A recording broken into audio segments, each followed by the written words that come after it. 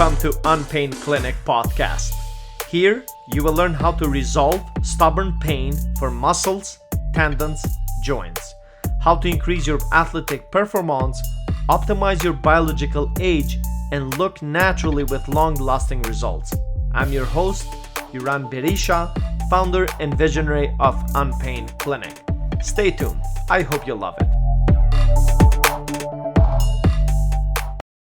Hi there, this is Uran and Shauna here at Unpain Clinic.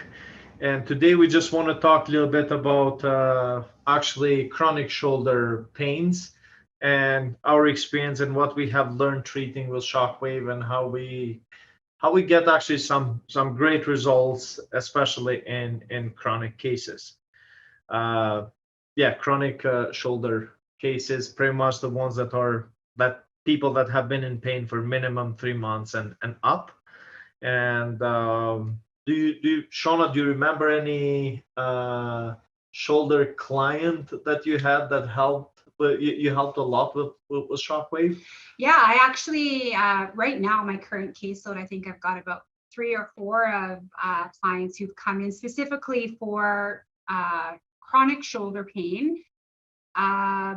They have all gone on to have diagnostic imaging, and it showed in the most cases partial thickness tear in some of the rotator cuff structures and then full thickness tear in others. And I believe I have one right now as well who had a dislocated bicep tendon at the same time. So of course, these clients were coming in with this shoulder pain that wouldn't go away. And then of course, having the diagnostic imaging report in hand, just very nervous and apprehensive coming in for treatment because they're like, I need surgery. So my goal with them is, okay, just to kind of reset that expectation and just do a little bit of more education in regards to kind of what rotator cuff pain syndrome is. And I'm really liking that the physiotherapy world is changing the messaging around to rotator cuff pain syndrome versus rotator cuff tear. Yeah. Because it's not tear, people go onto their computers, they search, and it's like, oh my gosh, I have a full thickness tear. I need surgery. I need surgery. So it's just trying to change that mindset around that. And so just kind of explaining, okay, what does a rotator cuff do? What is its function, and what does your report mean? And just really trying to be more clear to people that somebody with a massive rotator cuff tear could have very minimal symptoms. Someone with what we would see on diagnostic imaging be, like not a large tear, not much else going on in the rotator cuff, but they just have these pain generating sources that are so extreme and loss of function. So it's trying to let them know that the diagnostic imaging report is not the end all, the be all, and that 5 to 40% of people walk around with atraumatic rotator cuff tears and they don't even know it. Yes. So yeah. They've got a tear inside their shoulder, but it's not affecting them pain-wise. It's not affecting them function-wise. So we know we can kind of demystify that concept around you have a full thickness rotator cuff tear, you need surgery into, we know that a combination of shockwave therapy, manual therapy if needed, and exercise, a 12-week exercise program. We know that has been shown to actually benefit your shoulder and potentially delay you actually even needing that surgery. Yeah. See, it's what I say to clients a lot actually when they come with MRI report and they literally have been through everything and they're still in pain, is I tell them the first thing, you know what, if the cause what exactly is showing that it is, and you have been through all those modalities and therapies and you're still in the same pain, then the problem it's actually not there, because by this time probably something would have helped you to the extent that you would actually notice 30-40% improvement. So we have to look elsewhere. And the other thing that I say is like, we cannot treat the x-ray, we cannot treat the MRI. What I mean by that is that regardless that the physical injury is showing on MRI that this is the tear, I want everybody to remember that you don't have like the shoulder joint, it's not just like one muscle, it's a muscle group.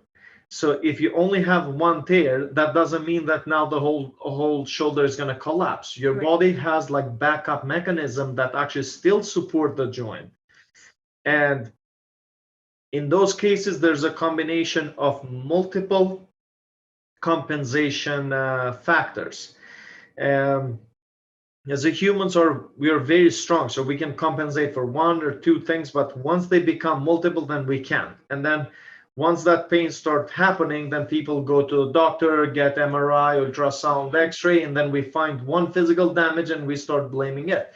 So an example, if somebody had a C-section or appendectomy, their core muscles become dysfunctional. And we know that because scars actually shut down muscle function. So the body actually starts compensating, the core muscles start compensating. Now you probably do an office work where you all day sit and you're using, the right arm doing the computer work. Your core is not supporting you, then your shoulder collapse. And you probably had a previous, injury from like a sport or something. See how things like build up. And then because you're doing that repetitive motion, your shoulder starts hurting, and then they see like a little tear, and then they start blaming it. But in our experience, because we deal with cases that didn't have success with anything else, so we cannot probably judge fair because we only see those cases. We don't see the ones that improved. And in those cases, we learned that there is actually multiple factors contributing to that shoulder. And for us to help it, we have to go and treat that, that scar. And then we go back and check the neck, the nerve root. Is the nerve actually affecting the muscles? And is a muscle, especially the deltoid muscle, it's the biggest muscle of the shoulder, it's the powerhouse. So if that guy actually goes down, then you're going to have the rotator cuff muscles and you're going to have the small muscles that will take over.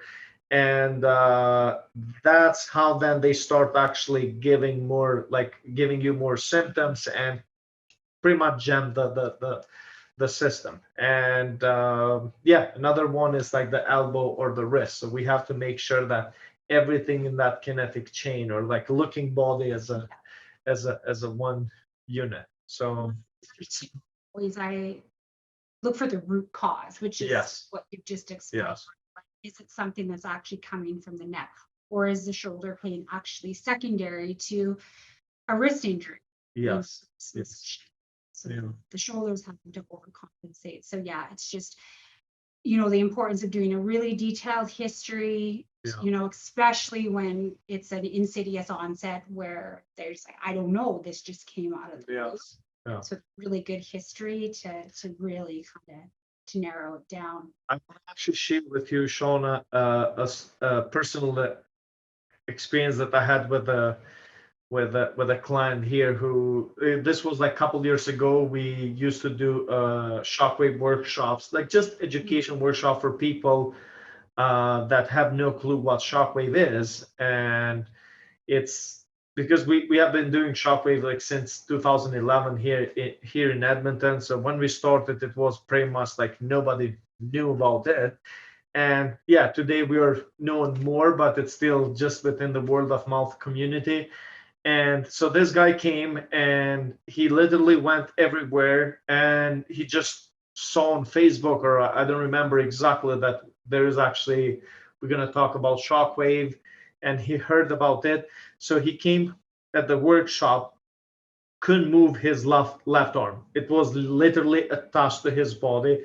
And it was actually this big guy, like motorcyclist, strong man, honestly. And I finished the whole shoulder presentation, and I said to him, can I just like look at your shoulder? And he said, no, it's like, I'm afraid anybody to touch it because they don't want to even do surgery on me because I have this massive pain, but they cannot find anything wrong. I have small tears. And So even the surgeons were unsure, what to do with him. And then asking him, I said, can I just like do like, 5 to 10 seconds of little bit shockwave on your shoulder, and let's just see how it responds. We cannot hurt anything. And so I used the focal shockwave a little bit, and I asked him any difference, anything, very minimal to pretty much none. I think he just felt bad to say I didn't feel anything. Yeah.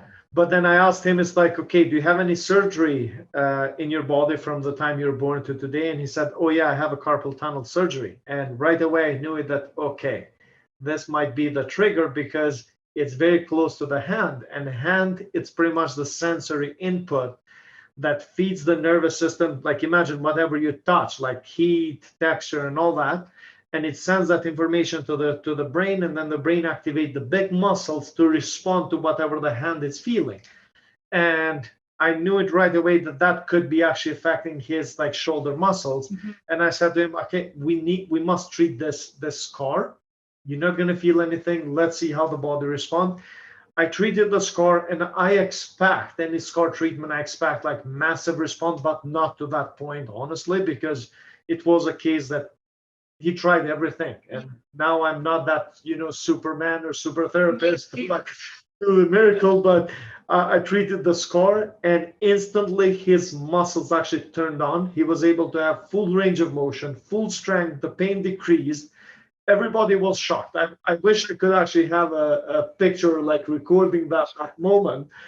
And when he left after the workshop, he actually opened the door, showing us with the left arm that he even had strength. So sometimes it could be as little as those things that could put you in that kind of vicious cycle. And until that vicious cycle, it's broken up. It's like there is no much solution. So So you equate that to almost like central nerve sensitization. You broke that cycle. exactly, because see, human nervous system likes to learn to function in patterns and to be more efficient.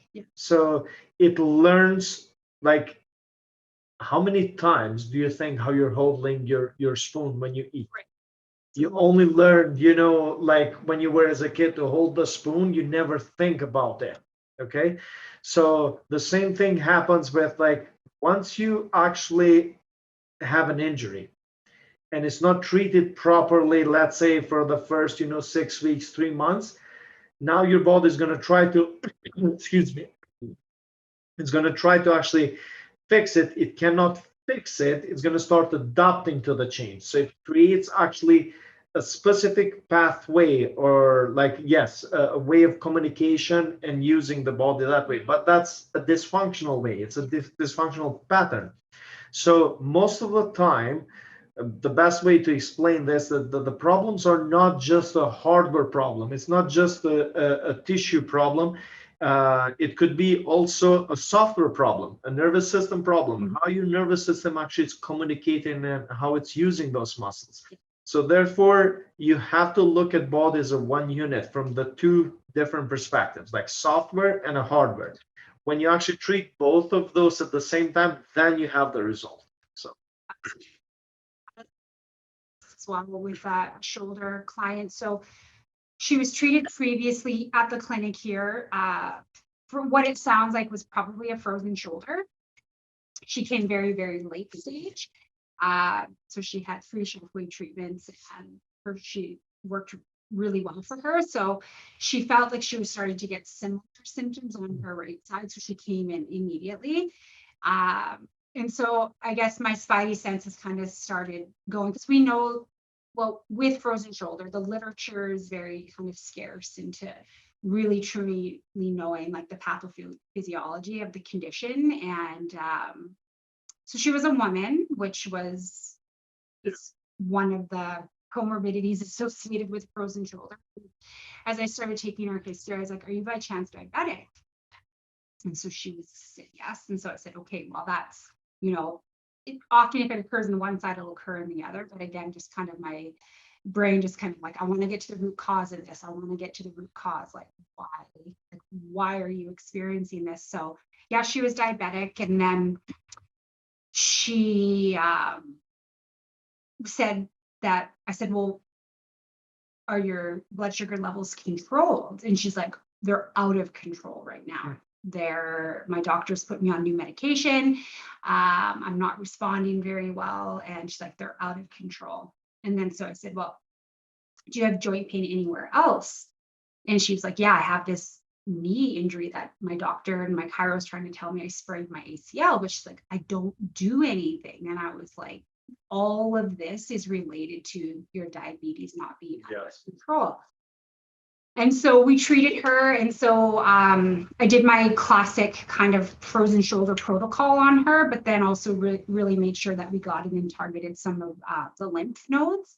And from one, she was like, yes, percent better. And I purely think it was just because of the lymphatic yes, congestion, yes, to get that going better.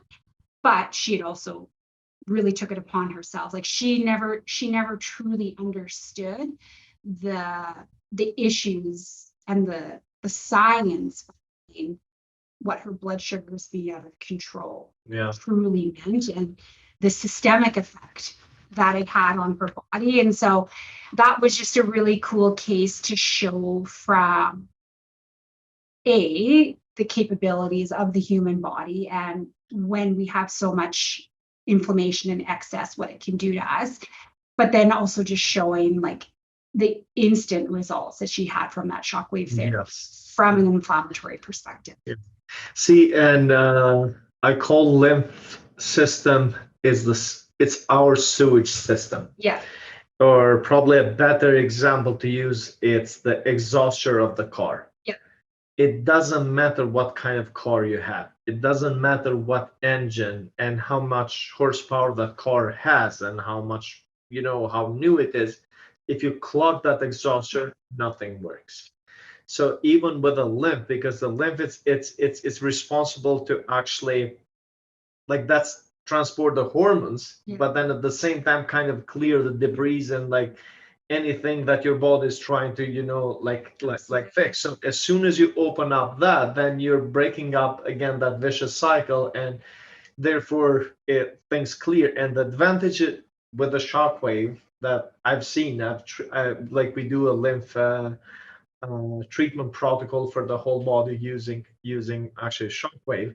It's a shockwave. It's a mechanical sound wave. So it's a mechanical vibration, and you actually reach about like over 20 centimeters deep in the body. So when that mechanical sound goes through the lymph nodes, it's physically going to shake them up. It's physically going to create that mechanical pumping, but then it moves. It creates waves in the fluids, and then it relaxes the fascia, because sometimes it's not just the lymph congestion.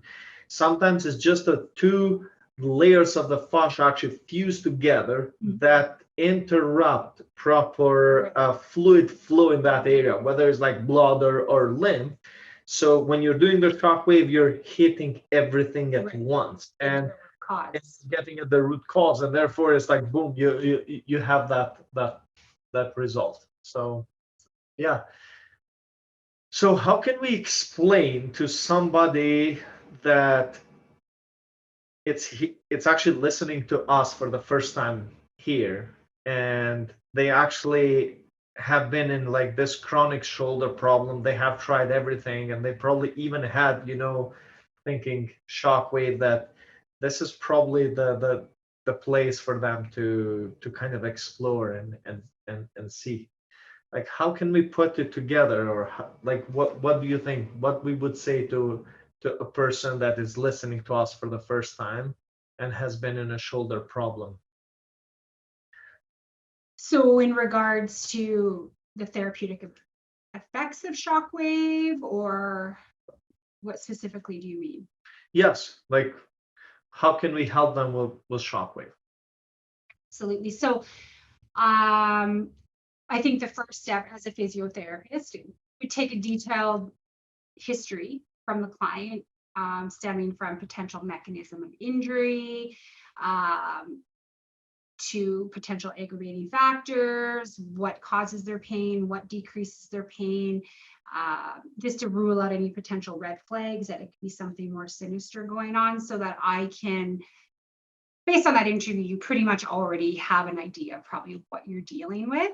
So, because I think the first thing that's important for a client with any type of treatment is you have to have buy-in from the client, right? Yes. So they have to also feel like their story is being heard. So I think that's one of the most important parts of the treatment protocol is just allowing that client to tell their story and just asking the right questions so that you can try to get as clear of a picture as possible from the get-go.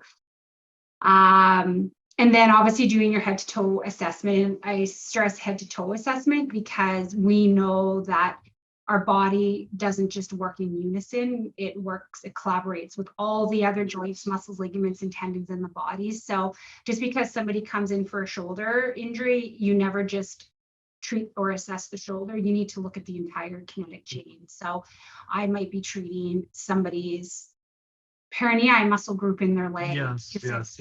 a neck injury, Yes. just because we know the systems all work together. And so taking a look at, and I think too, you develop that trust with clients when they're like, whoa, I'm coming in for my shoulder, but they're looking at my entire body and seeing how I function as a unit. And then of course it's explaining to them in language that they understand, so that they understand how the human body works. And so I feel like when you can get the client to understand that from the get-go and get them to kind of really mentally visualize what's going on in their body and what's going in the head, because how you had said, it's like not just upgrading the hardware, it's the software. And if we don't have a brain, we don't have Yes.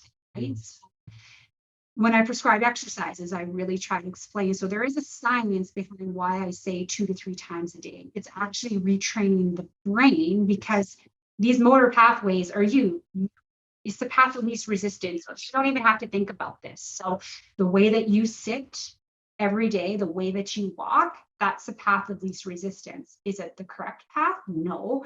So we need to work on changing that. So I think that's the first part kind of my treatment protocols is a lot of education first off, so that they can understand how their body works in simplistic terms. So then when they can understand how their body works in simplistic terms, then we add in, okay, well, this is how shockwave therapy can benefit you. So then it's explaining, again, in terms that the client can understand what the shockwave is doing at a cellular level that's going to improve and upgrade their software. Yes. And so explaining it in that terms, and again, they can just really visualize what's actually going on with that shockwave. It really allows them to truly understand what is inflammation. Why is inflammation? Because everybody thinks inflammation is bad. Well, we actually need inflammation in the body to heal. Yes. For some reason, when that inflammation, we don't progress through the natural cycle, then that's when it becomes a problem. But for them to actually understand that it's actually, we want this inflammation to start with. And then, so getting them to understand how their body heals, how their body processes shockwave, and then just explaining to them the benefits of it, Yes. The potential side effects of it, what they're going to feel, what it's actually doing for them. Yeah, it's really worked well. Yes, yeah. And especially again for people that have been in pain for minimum 3 months and up and have tried everything else. I just wanted to actually add on something about that the inflammation and inflammation when you get injured and when you have an injury, that's a really good thing. And this is where people confuse the inflammation term in general. There is actually a bad inflammation, and that bad inflammation is like more related to food. It's like you have a food, for instance, that your body doesn't like it, you eat that constantly, that becomes a trigger of your inflammation in the gut, and then it spreads out. That's a bad inflammation. Yeah. So yeah, and even with shockwave, we try to kind of reset everything, like the pretty much the healing cycle back to where it starts, with a good inflammation. And that's why we see typically after the first session for about first 72 hours that people get a little bit sore, and then after that, boom, like things start clearing up like right away, and that's the typical good inflammation. And then the body starts with angiogenesis, which is a new blood vessel growth, and then later on it brings the stem cells to actually go and repair whatever is injured. Food inflammation, I do discuss that with clients, especially for people when they, in the absence of injury, say for example, and they report like my energy levels, or you notice patches of eczema, or you see them in their shorts and their gut looks bloated, and it's kind of tired tube around their tummy, but their arms and their legs are skinny. That always leads me as well to kind of just dig a little bit deeper into, well, like, what's your diet like? And then, okay, well, you're eating high inflammatory foods. I'm not saying that this is the cause, but because you're having pain in other areas than just the one, there could be a relationship to your systemic inflammation from the foods that you're eating. And then I'll just be like, maybe try eating these foods, which are considered anti-inflammatory foods. And especially when you get in, I think with the clients, because we see a lot of chronic pain clients, it's psychologically demanding. Yes. I feel like I think even just by taking the time to listen to this client, sometimes that's just even what helps them start to get better, because their story is actually being heard. It's not them being shuffled around in the medical system and being labeled as A, B, or C.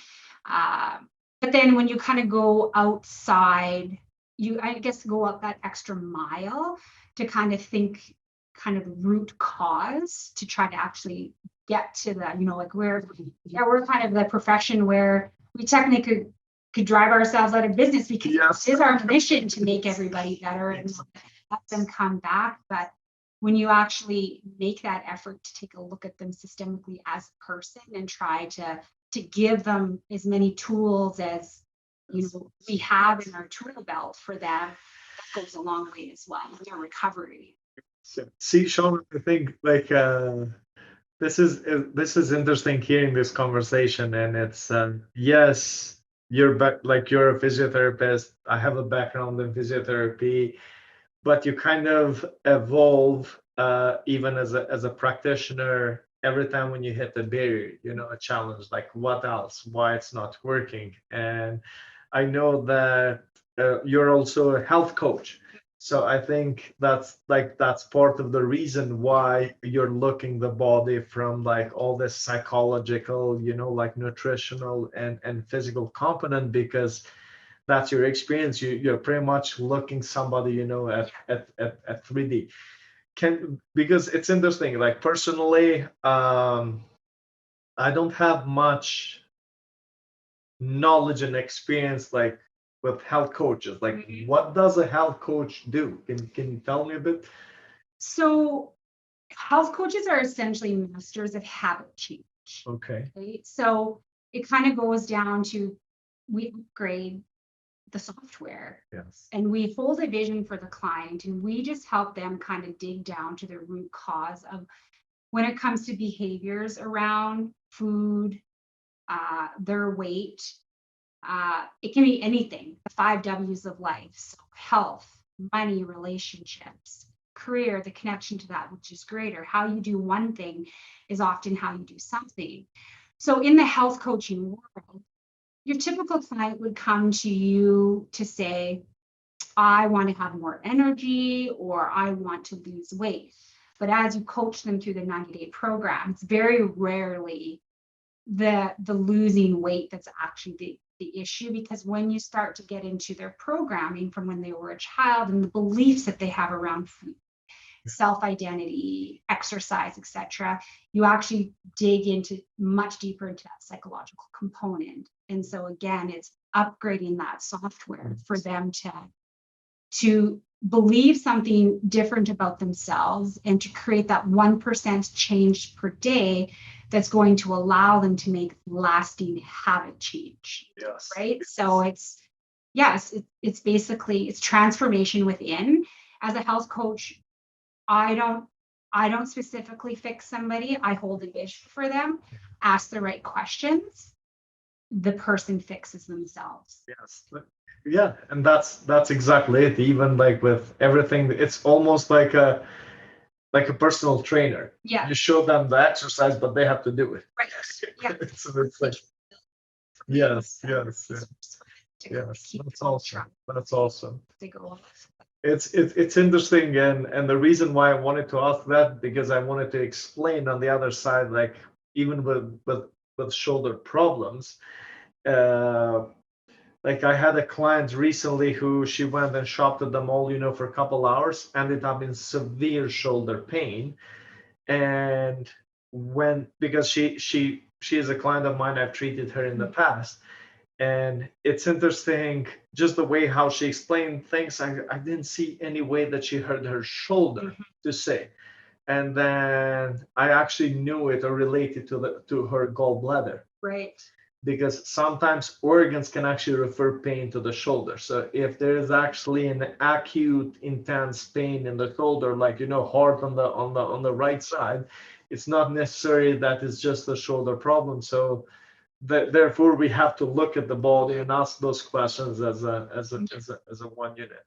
Well, yeah, and then another thing is we know that stress. Yes. Stress, the response that like biologically in the body manifests as abnormal blood sugars, which manifests as inflammation, right? And so that's another key component that I'll often ask my clients, like, what's your stress on a scale of 0 to 10? Because again, if they continually have this cycle of pain, but it's usually at a certain time of the day, non-injury related, it's like, well, what's going on for you at that moment in time? Are you stressed? Because then we know your sympathetic nervous system, the flight response is elevated. And what does that do? Then we hunch our shoulders up, we prepare ourselves for fight or flight. And then if that stress, even it's chronic low-grade stress where somebody doesn't think on a day-to-day level that they're stressed, but even it's very chronic low-grade, our body doesn't know the difference between a lion's chasing me versus, oh, I don't like the way that my husband spoke to me over text. His body, it will react the same, and it's going to elicit the same biological effects. So that's another thing as well that I really like to tap into with my clients. That's amazing. That's awesome. Yeah. And I always say to people, it's like, because we have put names in body parts, for like communication reason, that doesn't mean that there's actually names inside. Right. It's like the body is just gonna like use everything in the same way, or like how everything is like responsible to function from organs. Like that's why we have different cells and all that. So if you have, a shoulder problem, again, that doesn't mean that the pain is there, and you might have the problem or the cause there. It could be just coming from elsewhere, and therefore, actually, if I'm pain here, and yeah, I love that we have you even as a therapist here because we just click. We share the same approach, looking the body, as a one unit, and we look at every single person individually. We don't go based on like, okay, I've treated, thousands of shoulder conditions, and now it's gonna be the same because no one is the same. So my question is like, what would you say one thing to a person that currently is in pain? Like, is there a technique or like one tip that would actually help them today to cope with the pain, or somebody who is in a shoulder pain? One tip for somebody who's in shoulder pain. To be honest, I think, again, looking at it from a holistic standpoint, my very first recommendation would be to evaluate your stress level. Yes. Yeah. Okay. And then see if when you can do that, does the pain change? Yes. That's awesome. That's awesome. That's awesome.